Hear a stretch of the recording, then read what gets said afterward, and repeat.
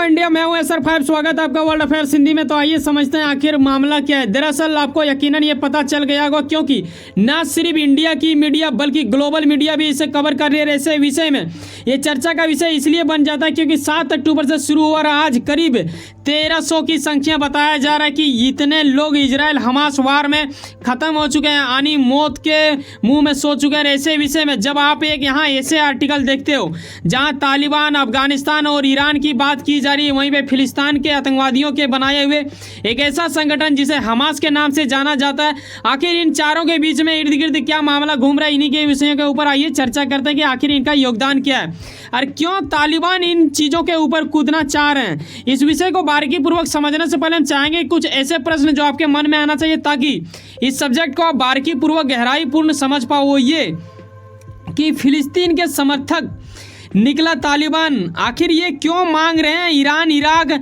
से रास्ता, आखिर किस रास्ते की हम बात कर रहे हैं इसके बारे में जिक्र करेंगे। और ये इजराइल को उखाड़ फेंकने की बात क्यों किया जा रहा है, यहाँ पे इजराइल का लाइनिंग थोड़ा सा मिस्टेक लिखा हुआ है, लेकिन आप उसके ऊपर ध्यान ना दें, सब्जेक्ट के ऊपर ध्यान दें।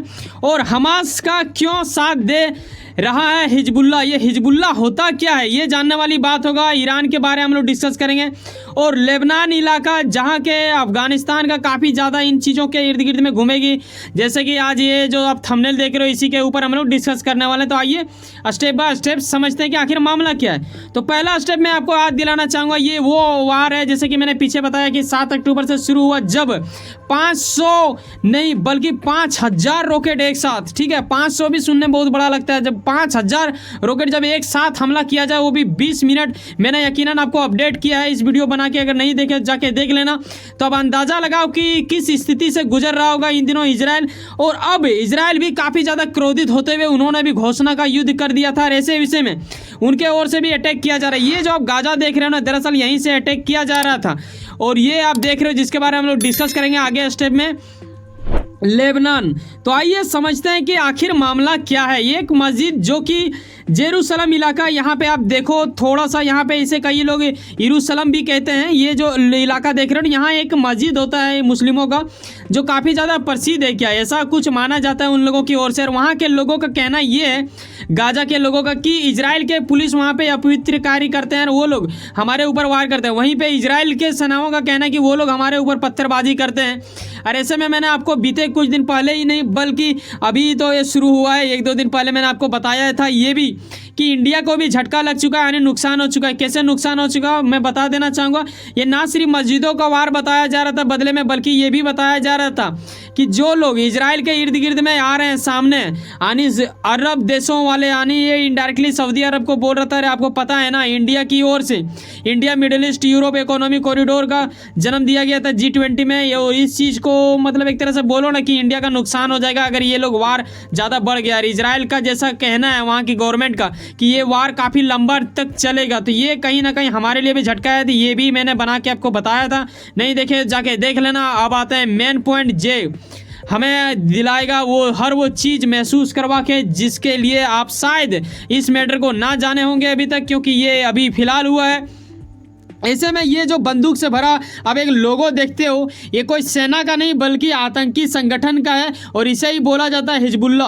हिजबुल्ला आखिर है क्या, इसके बारे में आखिर आर्टिकल क्यों लिखी जा रही है, इन विषयों के ऊपर आइए चर्चा करते हैं। यहाँ मैं बता देना चाहूँगा जो हिजबुल्ला संगठन है वो दरअसल आता है लेबनान इलाके से। ये जो कंट्री आप देख रहे हो एक छोटा सा, यहाँ आप देखो कि इनके इजराइल के ऊपर कितना ज़्यादा आपत्ति आ चुका है। ये गाजा जो यहाँ पे छोटा सा इलाका है ये भी वार कर रहा है इसके ऊपर, तब से यहाँ पे जो बैठा हुआ है हिजबुल्ला वो भी अटैक करने लगा है। तो ना ये अभी इससे पूरा तरह से लिपट पाया और एक तरफ से हिजबुल्ला का भी अटैक होना कहीं ना कहीं इनको और क्षति पहुंचाने की स्थिति उत्पन्न कर रहा है।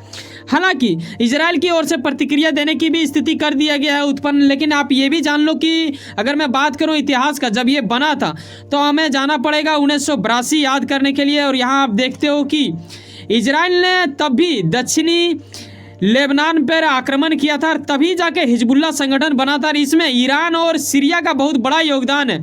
अब ईरान और सीरिया का योगदान यहाँ पे क्यों है, ये आपके मन में प्रश्न आ रहा होगा। इन लोग का योगदान इसलिए है क्योंकि ईरान में है शिया मुसलमान और शिया का ही इन लोग का कहीं ना कहीं ये ग्रुप था, आपको ये चीज़ समझना चाहिए। और हिजबुल्ला जो बना है एक तरह से मुसलमानों का ही संगठन है जिसमें शिया लोग जुड़ चुके हैं।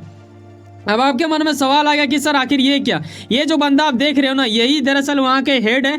यहाँ पे इनका नाम भी लिखा हुआ है, आप देख सकते हो। इनका नाम हसन नसरुल्लाह बताया जा रहा था, यही लीड करते हैं, ठीक है। और यहाँ पे आप देखो कि सिया लिखा हुआ है स्पष्ट, जो कि इन लोग के अंतर्गत आता है। मुस्लिम में कई प्रकार के कैटेगरी होते हैं, उसमें से एक सिया आता है। ईरान में भी सिया पाया जाता है, इसीलिए ईरान ने इनका सपोर्ट किया और इन्होंने बोला कि भाई साहब मैं तो वहाँ नहीं जा पाऊंगा, तो ऐसा करो आप यहाँ पे एक संगठन बनाओ, हम आपको प्रमोट करते हैं। ऐसे में इनका प्रमोट किया गया और ये लोग कहीं ना कहीं इस मस्जिद का भी बदला लेना चाह रहा है। और कहीं ना कहीं अगर सऊदी अरब उसके साथ जुड़ रहा है, जो कि कभी मान्यता देता भी नहीं था इजराइल का, लेकिन इन दिनों इंडिया के सहयोग में आने वाले यूएस और यूएस की ओर से सऊदी अरबिया के साथ, दोनों के साथ डील हुआ था यूएस और सऊदी में, डिफेंस डील। और उसमें शर्त रखा गया था अमेरिका की ओर से कि भाई साहब इजराइल को मान्यता आपको देना पड़ेगा। और ये कहीं ना कहीं मतलब कॉरिडोर को ही लेके ये सब था सपना, तो ये टूटता नजर आ रहा है, जो कि मैंने आपको पीछे बताया। अब यहाँ पे रही बात ईरान का, तो ईरान दरअसल चाहता है कि ये लेबनान इसके सपोर्ट में आ जाए, लेबनान ही इसके ऊपर अटैक करे, क्योंकि ईरान यहाँ से यहाँ जाएगा इजराइल तो थोड़ा इनको ज़्यादा दूर ही पड़ जाता है। यही वजह है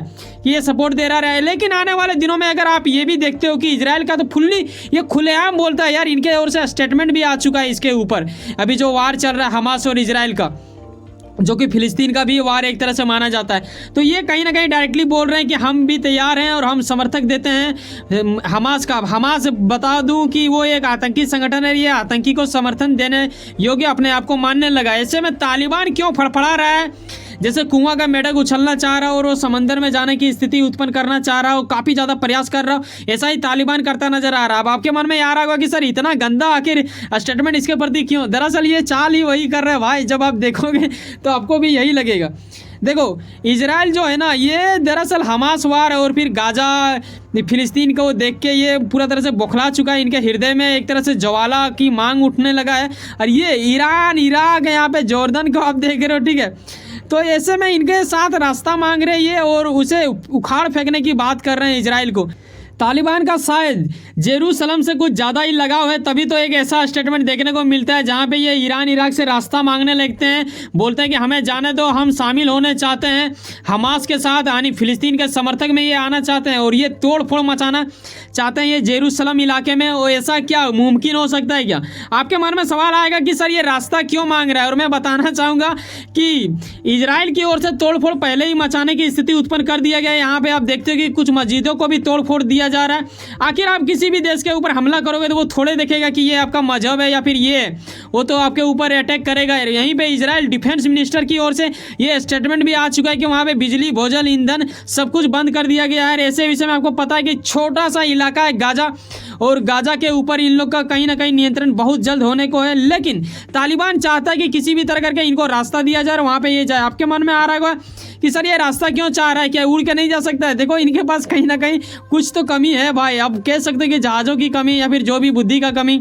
ये है अफगानिस्तान, जहाँ के मतलब आप बता दूँ कि आपको या फिर आपको खुद ही पता होगा भाई कि तालिबान कहीं ना कहीं अफगानिस्तान के ऊपर कब्जा कर लिया और यहाँ पे ये लोग बैठा हुआ है। इन लोग का कहना है कि पहले हम लोग ईरान जाएंगे, फिर इराक जाएंगे, इराक से फिर हो सकता है लेबनान जाएंगे, लेबनान से फिर इजराइल जाएगा और इजराइल से यहाँ पे अटैक करेगा। भाई साहब ऐसा कुछ सपना ये लोग देख रहे हैं। लेकिन अब देखो क्या वाला बात होता है। अब आते हैं ऑन द स्टेप हमारा देश, यानी हम बात कर रहे हैं अपने देश भारत का, जो कि इजराइल का समर्थक में खड़ा है। ऐसे विषय में एक ऐसा आर्टिकल आप देखते हो जहां पे एक हैशटैग काफ़ी ज़्यादा वायरल हो रहा है और इसके प्रति थैंक यू भी बोला गया हम लोगों को, यानी भारत को, इजराइल की ओर से। यहाँ पे आप देखते हो इंडिया इज विथ इजराइल, जो कि हैशटैग काफ़ी ज़्यादा वायरल हो चुका है सोशल मीडिया में। आपको पता है हैशटैग का कितना बड़ा मान्यता होता है, और इंडिया उसके प्रति मतलब निंदा किया है, दुख जताया है कि हम इजराइल के साथ खड़ा है ऐसे दुख स्थिति में। आपको इस मैप को मैं दिखा देना चाहूँगा, जहाँ पे 2005 में कुछ इतना सा बच गया था। पहले कभी फिलिस्तीन इतना हुआ करता था, अब वो याद दिलाना पड़ेगा उन लोगों को जो लोग इनके समर्थक में आ रहे हैं कि बेटा पहले इतना जब हो गया तब तक तुम लोग कहाँ थे, अब आ रहे हो, अब पता नहीं क्या होगा।